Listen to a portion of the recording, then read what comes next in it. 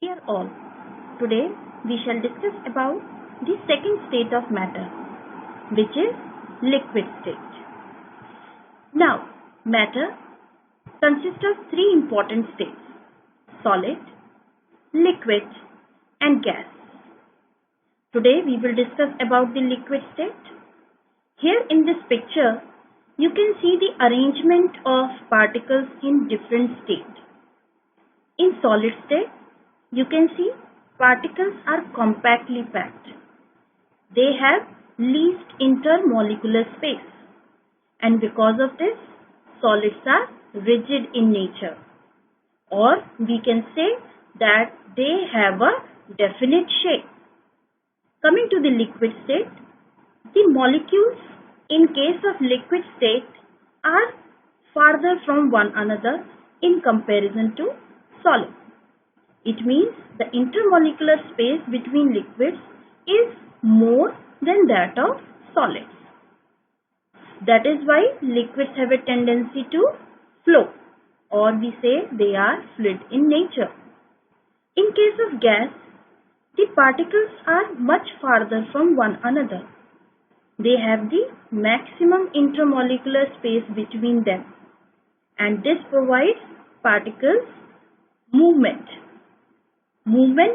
at a faster rate.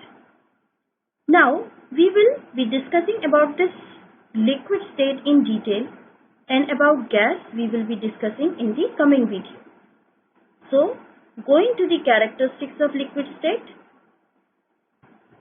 Characteristics. What are the characteristics which are important in liquid state? Diffusion. Liquids can dissolve solids. They can dissolve liquids and gases in themselves. Means all three states of matter can dissolve in liquid state. Intermolecular force of attraction, which is higher than gases and lesser than solids. And because of this, the tendency of liquids, we have what we call as fluidity. Coming to rate of diffusion. Rate of diffusion of liquids is higher than solids and lesser than gases, which means liquids can diffuse faster than solids but much lesser than gases.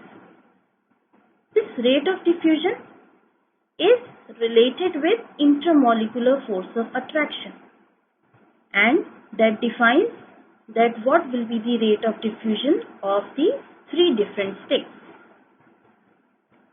In liquid state, particles move freely because they have more intermolecular force of attraction, but they have also space among their particles, and that is what we call intermolecular space, which allows movement.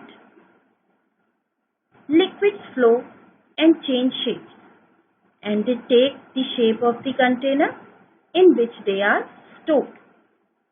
So we say that liquids are fluid in nature.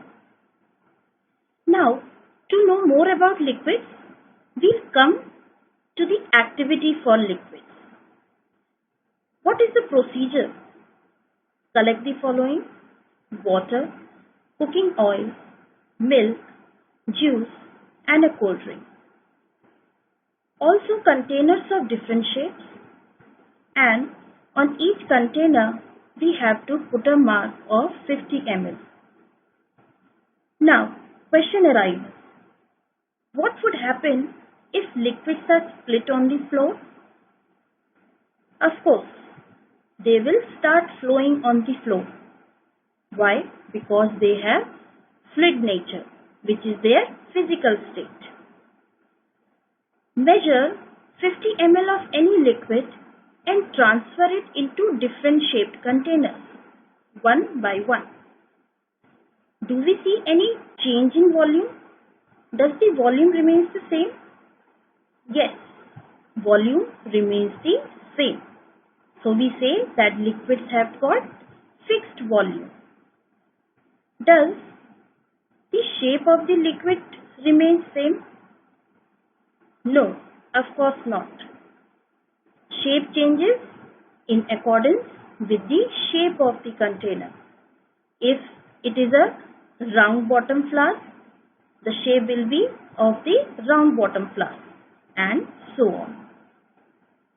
When you pour the liquids from one container to another, does it flow easily? Yes, liquids flow easily.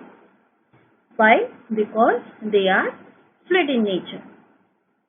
So, today we have discussed about the important points of the liquid state. I hope you like it. Thank you.